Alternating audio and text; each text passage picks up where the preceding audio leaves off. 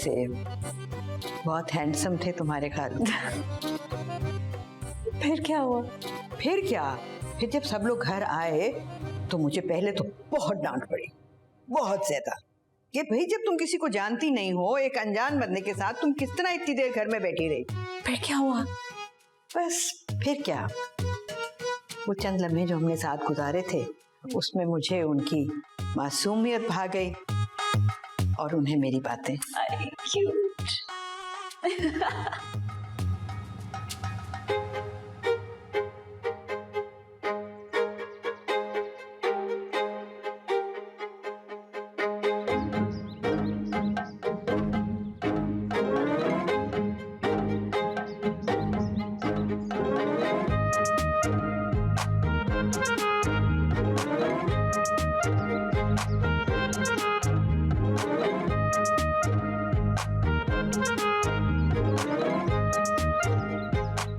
शिमी जी,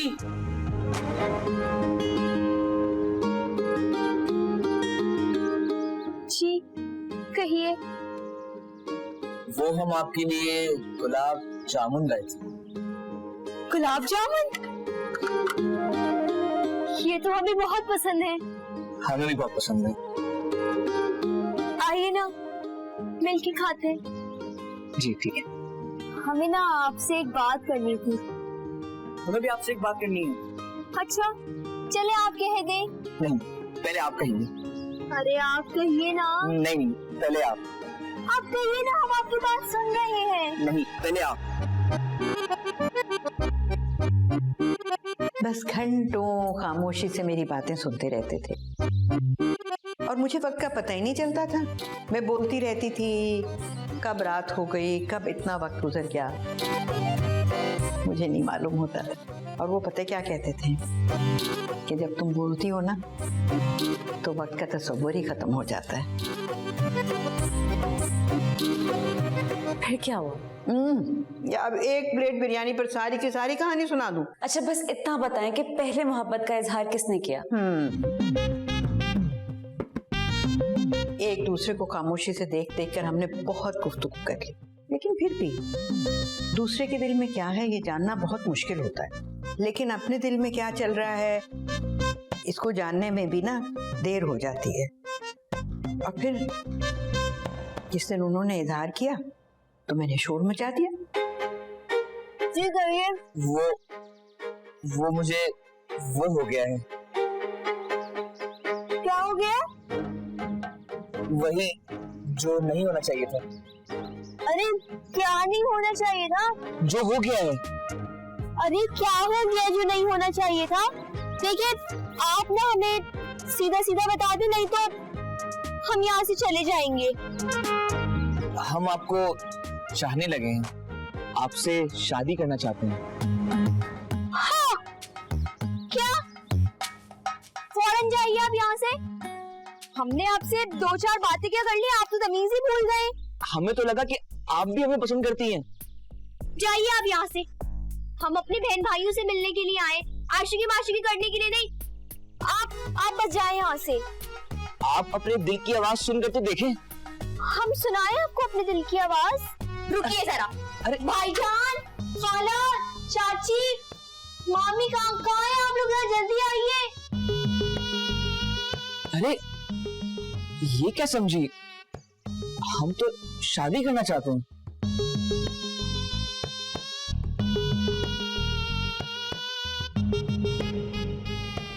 अरे ये तो चले गए।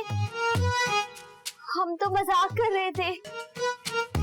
घर पे तो कोई नहीं है।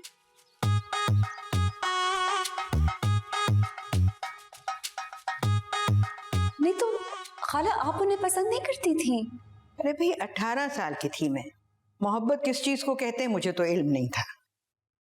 मगर जो तुम्हारे खालू के साथ बातें करके मेरे दिल में लहर उठती थी, मुझे नहीं मालूम था कि इसको मोहब्बत कहते हैं। फिर क्या हुआ? फिर क्या,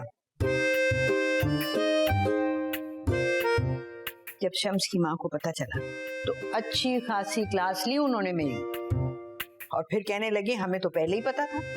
और साथ साथ कहने लगी कि भाई बुरा क्या है, अच्छा भला लड़का है, पढ़ा लिखा है, जिम्मेदार है, और इसी बहाने तुम और तुम्हारे अब्बू भी यहाँ आ जाओगे हमारे पास।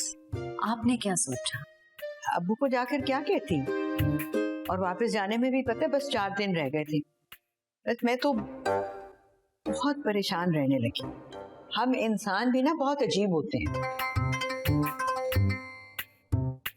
किसी चीज की हकीकी कदर हम तब करते हैं जब वो हमारी आंखों से दूर हो जाए। तो उस दिन के बाद आरिफ ने भी हमारे यहाँ आना छोड़ दिया, लेकिन पता नहीं क्यों मेरी नजरें हमारे दरवाजे पर लगी रहती, जैसे उसका इंतजार कर रही हूं मैं।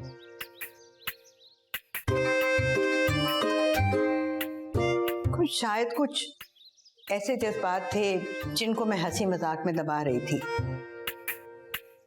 और आरिफ के इतराफ के बाद वो साफ होके सामने आ गए। लेकिन मैं क्या करती, अब्बू को जाकर बताऊं? इसकी हिम्मत नहीं थी मुझ में।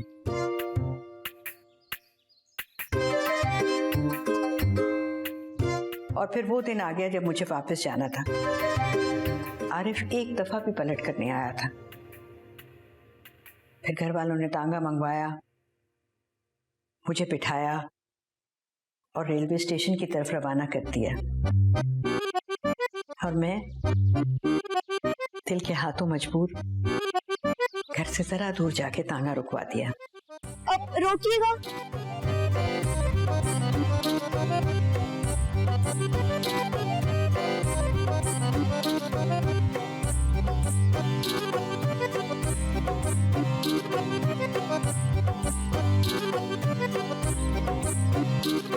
तुम्हारे घर गया तो देखा तुम निकल गई हो।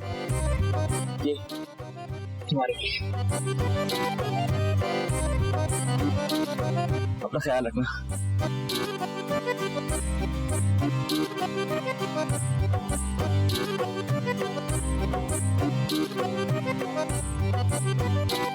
चले।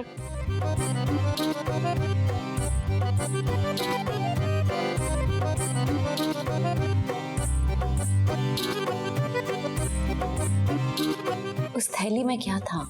सफेद दस्ताने थे, एक लाल जोड़ा था जिसमें लिखा था, ये दस्ताने हैं कि कहीं तुम्हारे खूबसूरत हाथ मैले ना हो जाए। मैं तुम्हारी मजबूरी को समझता हूँ, तुम्हें अपने अब्बू की इजाजत की जरूरत है।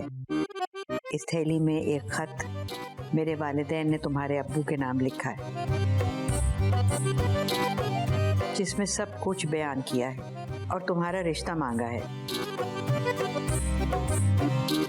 तुम्हारे पाकिस्तान में मकीम घर वालों की रजामंदी का जिक्र भी है। मुझे उम्मीद है तुम्हारे अब्बू मान जाएंगे, और अगर वो मान जाएं तो मैं ये चाहता हूँ कि तुम इस लाल जोड़े को पहनकर मेरी दुल्हन बनो। फिर आपके अब्बू मान गए और आप दोनों की शादी हो गई?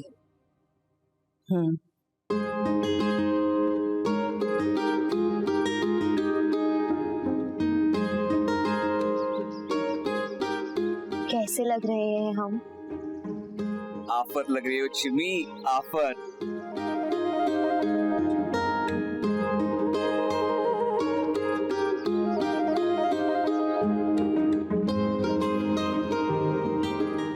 और बस उनके बाद मैं अपनी जिंदगी में किसी और को जगह नहीं दे सकती।